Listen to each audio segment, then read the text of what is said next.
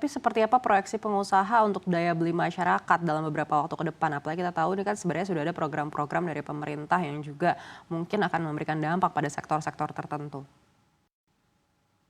Ya, bila digelontorkan banyak sekali stimulus di dalam negeri, di domestik, dan kita jaga pasar kita ini tidak bocor, itu daya beli akan terjadi. Karena sektor domestik ini yang berputarnya ekonomi dari sektor perdagangan ini yang menghidupi 52%. Ya kita harapkan ini mengenai daya beli tadi, sudah disurvei konsumen Indonesia itu sangat optimis tahun ini. Nah ini modal yang sangat baik, bagaimana kita bisa memberikan pelayanan dari sektor retail dan juga produk yang bagus, berkualitas dan terjamin, itu yang bekerja sama dengan pemerintah kita jaga untuk domestik ini.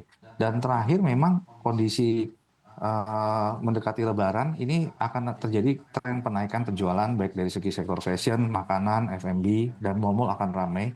Dan kita harapkan Lebaran ini akan memberikan satu potensi ekonomi domestik yang luar biasa. Pada saat mudik itu akan terjadi pemerataan ekonomi ke seluruh provinsi. Nah ini modal yang jangan sampai hilang di tahun ini agar stoknya ada, termaksimalkan, bisa dibeli dan terjadi jual beli, sehingga akan berputar uang itu akan membuat ekonomi kita makin baik modal tahun ini.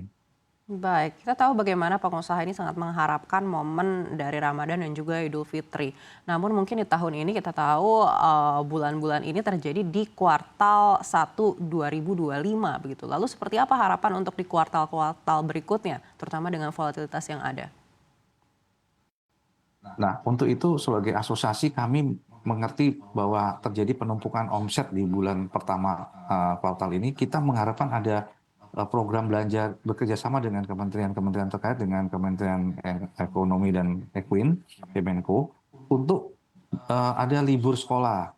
Masih ada lagi itu yang namanya 17 Agustus dan masih ada juga event-event lain yang kita coba dorong seperti misalnya ulang tahun Jakarta, grid sale di seluruh provinsi.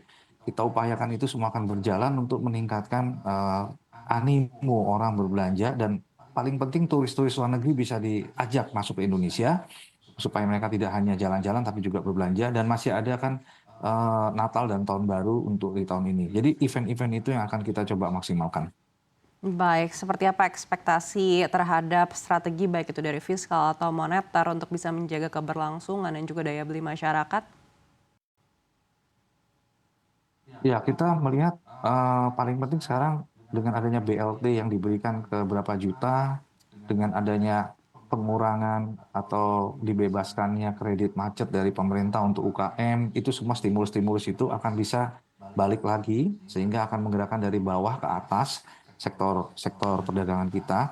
Dan kami juga masih menunggu bila makan siang gratis itu memang jadi dengan baik, itu akan ada saving daripada ibu-ibu yang mungkin satu hari 10.000 atau 15.000 itu bisa dibelanjakan untuk yang lain-lainnya.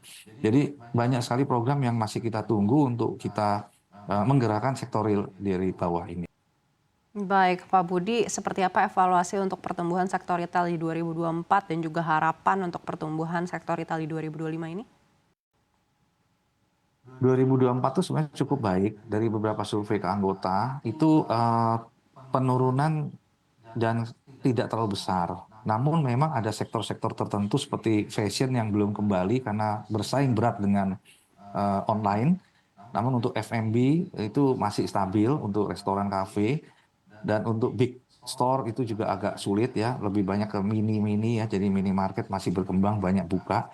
Namun memang paling penting adalah saat ini online itu benar-benar harus diatur, benar-benar harus memberikan manfaat untuk perpajakan negara, barangnya juga harus memberikan manfaat untuk UKM kita.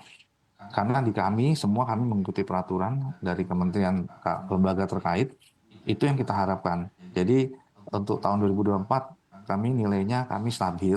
Nah di 2025 ini kami harapkan menunggu gerakan-gerakan daripada pemerintah yang baru untuk bisa menggerakkan sektor domestik. Kita harus jaga domestik, kita mau fokus di dalam negeri. Dalam negeri ini paling penting, jangan sampai terganggu.